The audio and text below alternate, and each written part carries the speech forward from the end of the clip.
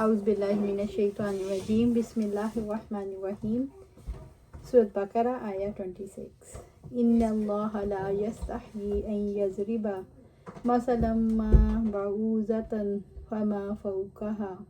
یقیناً اللہ تعالیٰ اس سے نہیں شرماتا کہ وہ مچھر یا اس سے بھی اوپر کسی چیز کی مثال بیان کرے۔ اللہ تعالیٰ نے منافق کی 2 مثالیں بیان فرمائیں۔ انہیں سن کر منافق بولے، اللہ تعالیٰ کی یہ شان نہیں کہ وہ ایسی چھوٹی چھوٹی مثالیں بیان کرے۔ اس پر یا جب حق تعالیٰ نے قرآن پاک میں مکھی اور مکڑی کا بیان فرمایا تو مشرک کہنے لگے، یہ مکھی اور مکڑی کیوں بیان کی گئی؟ بھلا قرآن میں ان حقیر چیزوں کے لانے کی کیا ضرورت ہے؟ اس پر یہ آیت اتری، فرمایا کہ اللہ تعالیٰ اس بات سے نہیں شرماتا خواہ ادنا ہو یا اعلیٰ۔ مسلم کی روایت میں ہے، اگر اللہ تعالیٰ کے نزدیک دنیا کی قدر مچھر کے ایک پر کے برابر بھی ہوتی تو کسی کافر کو دنیا میں پانی کا ایک قطرہ بھی نہ ملتا۔ اس پر اللہ تعالیٰ نے فرمایا، اللہ تعالیٰ کی بات کی وضاحت کے لیے مثالیں دینے میں کوئی حرج نہیں سمجھتا۔ فَأَمَّا الَّذِينَ آمَنُوا فَيَعْلَمُونَ أَنَّهُ الْحَقُّ مِن رَبِّهِمْ۔ پس جو لوگ ایمان لائے تو وہ جانتے ہیں یقیناً وہ ان کے رب کی طرف سے حق ہے۔ ایمان والے کیسے جان لیتے ہیں؟ ایمان والے اللہ کے دیے ہوئے علم کے مطابق یہ جان لیتے ہیں کہ ان کی رب کی طرف سے حق ہے۔ وہ سمجھنے کی کوشش کرتے ہیں اور غور کرتے ہیں، اگر سمجھ آ جائے تو ان کے علم اور ایمان میں اضافہ ہو جاتا ہے۔ وَأَمَّا الَّذِينَ كَفَرُوا فَيَقُولُونَ مَاذَا أَرَادَ اللَّهُ بِهَذَا مَثَلًا۔ لیکن جن لوگوں نے کفر کیا تو وہ کہتے ہیں کہ اس مثال سے اللہ تعالیٰ نے کیا ارادہ کیا؟ کفر کرنے والے اللہ کی دی ہوئی مثالوں کے بارے میں شک کرتے ہیں۔ کفر کرنے والے حیرت سے انکار کر کے اپنے دل کے دروازے بند کر لیتے ہیں، پھر حق کے بارے میں ان کے دلوں میں گھٹن پیدا ہوتی ہے، اسی وجہ سے وہ شک میں مبتلا ہوتے ہیں اور اعتراض کرتے ہیں۔ یضل بہ کثیرا ویہدی بہ کثیرا۔ اللہ سبحانہ تعالیٰ اس کے ذریعے بہت سوں کو گمراہ کرتا ہے اور بہت سوں کو ہدایت دیتا ہے۔ سچی بات ایک ہی ہوتی ہے، کچھ لوگ گمراہ ہو جاتے ہیں اور کچھ ہدایت قبول کر لیتے ہیں۔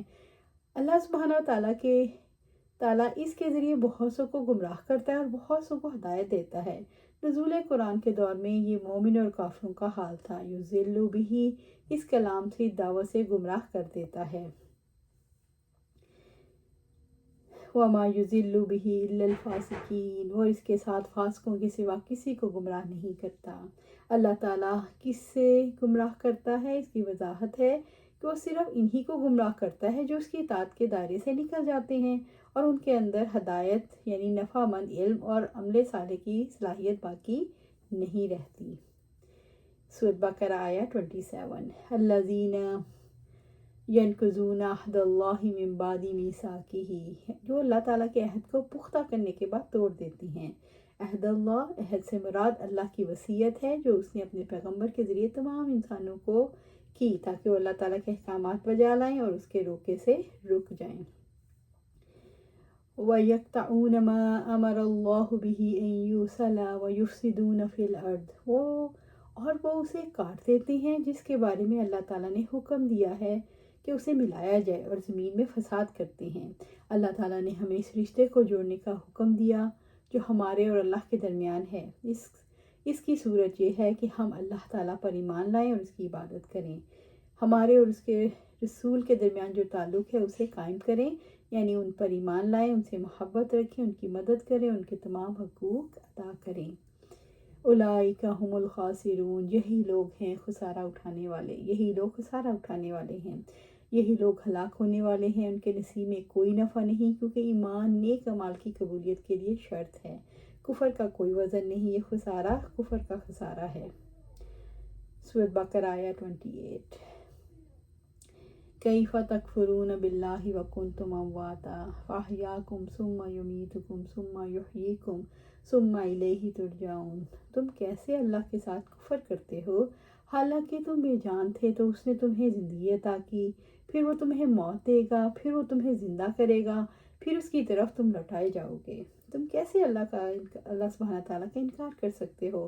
تم مردہ تھے، وہ تمہیں عدم سے وجود میں لایا، اس نے دنیا کی زندگی میں ہر طرح کا رزق عطا کیا، پھر وہ تمہیں موت دے گا، پھر قیامت کے بعد دوبارہ زندہ کرے گا، پھر اس کی طرف تم لوٹائے جاؤ گے، وہ تمہیں تمہارے اعمال کا پورا پورا بدلہ دے گا۔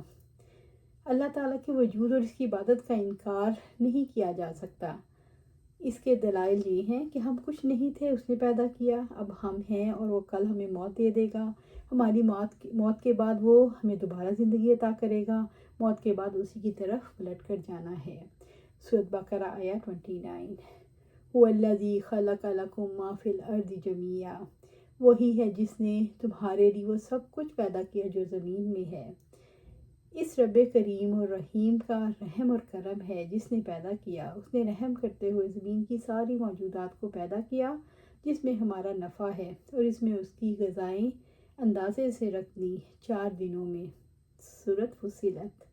اللہ تعالیٰ نے زمین کی ساری چیزیں ہمارے لیے پیدا کی، اسی نے ہمیں پیدا کیا، وہی رزق دینے والا ہے، اسی نے ہمیں ہماری پلک ہمیں درست بنایا، اس نے ہمیں بولنا سکھایا، اس نے عقل اور شعور دیا، کائنات کو مسخر کیا، اس نے انسان بنایا اور ہمیں شعور کی نعمت عطا کی۔ ثم استوى الى السماء، پھر اس نے آسمان کی طرف توجہ فرمائی۔ اس سے مراد اللہ تعالیٰ کیا آسمان کی طرف چڑھنا ہے۔ اللہ تعالیٰ کا آسمانوں کے اوپر عرش پر چڑھنا اور خاص موقع پر آسمان دنیا پر اترنا اللہ سبحانہ تعالیٰ کی صفت میں سے ہے، جس پر اسی طرح ایمان رکھنا ضروری ہے جیسے اللہ تعالیٰ نے قرآن حکیم میں بیان کیا، یا رسول اللہ صلی اللہ علیہ وسلم یا آپ صلی اللہ علیہ وسلم نے اس کی وضاحت کی۔ اللہ کے عرش پر مستوی ہونے سے مراد اس کا عرش پر بلند ہونا ہے۔ فَسَوَّاهُنَّ سَبْعَ سَمَاوَاتٍ، بس اس نے اس کو درست کر کے 7 آسمان بنا دیے۔ وَهُوَ بِكُلِّ شَيْءٍ عَلِيمٌ، اور ہر چیز کو خوب جاننے والا ہے، یعنی اللہ تعالیٰ ہر چیز کا کلی اور جزوی علم رکھتا ہے۔ اللہ تعالیٰ نے اپنی تخلیق کردہ چیزوں سے اپنے علیم ہونے کا شعور دلایا۔ جس نے سب کو پیدا کیا وہ ان سب کے بارے میں علم بھی رکھتا ہے۔ اللہ تعالیٰ نے استوى الى السماء سے اپنے علیم ہونے کا شعور دیا، وہ اپنے علم کی وجہ سے ہر چیز پر حاوی ہے۔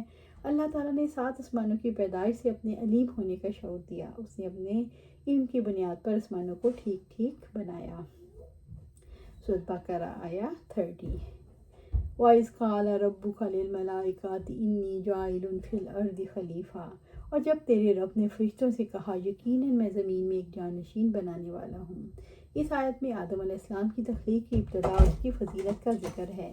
جب اللہ تعالیٰ نے تخلیق کا ارادہ کیا تو اس نے فرشتوں کو آگاہ کیا اور فرمایا کہ آدم علیہ السلام کو زمین کے اندر خلیفہ بنایا جائے۔ ملائکہ نورانی جسم رکھتے ہیں، نہ کھاتے ہیں نہ پیتے ہیں، جو انہیں حکم دیا جاتا ہے اس کی نافرمانی نہیں کرتے، اور وہ کرتے ہیں جو انہیں حکم دیا جاتا ہے۔ انی جاعل فی الارض خلیفہ۔ ابو موسیٰ اشعری سے روایت ہے کہ آپ صلی اللہ علیہ وسلم نے فرمایا اللہ تعالیٰ نے آدم علیہ السلام کو تمام زمین سے جمع کی گئی مٹھی بھر خاک سے پیدا فرمایا۔ آدم علیہ السلام کی اولاد بھی اسی طرح مٹی کے مطابق پیدا ہوئی، ان میں سفید فام، سرخ فام، سیاہ فام اور سب درمیانی رنگوں کے بھی ہیں۔ قالوا اتجعل فیہا من یفسد فیہا ویسفک الدماء، انہوں نے کہا کیا تو زمین میں اس کو بنائے گا جو اس میں فساد کرے گا اور خون بہائے گا۔ عبداللہ بن مسعود اور سلف سے اس قصے کی روایات میں آتا ہے کہ آدم علیہ السلام کے پیدا ہونے سے 2000 برس پہلے زمین پر جنات رہتے تھے، انہوں نے زمین پر طرح طرح کے فساد کیے۔ اللہ تعالیٰ نے فرشتوں کے ایک گروہ کو جنات کی تنبیہ اور سرکوبی کے لیے بھیجا۔ ان فرشتوں نے جنات کو مار کر دریا کے ٹاپوں اور جزیروں میں نکال دیا۔ اب بنی آدم کی پیدائش کا حال سن کر فرشتوں نے اسی قیاس پر یہ بات کی، جنات کی طرح بنی آدم بھی زمین میں فساد پھیلائے گا۔ من یفسد فیہا، یعنی گناہوں کا ارتکاب کر کے زمین میں فساد پھیلائے گا، ویسفک الدماء، یعنی قتل و غارت گری کرے گا، زمین میں فساد پھیلائے گا۔ ونحن نسبح بحمدک ونقدس لک، اور ہم آپ کی تعریف کے ساتھ آپ کا ہر عیب سے پاک ہونا بیان کرتے ہیں اور آپ کے لیے پاکیزگی بیان کرتے ہیں۔ قال انی اعلم ما لا تعلمون، اللہ تعالیٰ نے فرمایا بے شک میں جانتا ہوں اور تم نہیں جانتے، یعنی میں جانتا ہوں ان میں انبیاء، صالح، زہداء بھی شامل ہوں گے۔ اسے یہ بھی معلوم ہے کہ فرشتوں کو بھی علم غیب نہیں، یعنی میں اس کی تخلیق اور اس کی ذریت کی تخلیق کی حکمت کو جانتا ہوں۔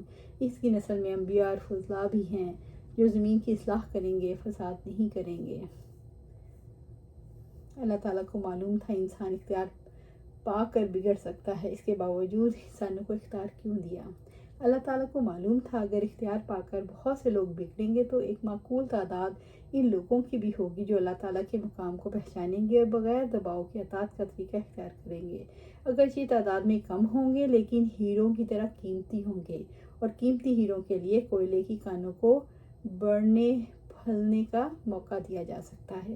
اللہ سبحانہ تعالیٰ اللہ تعالیٰ سے دعا ہے ہمیں قرآن و سنت پر عمل کرنے کی توفیق دے، اس پر جمع دے اور جنت الفردوس کے اعلیٰ مقام پر اپنے پاس گھر عطا فرمائے۔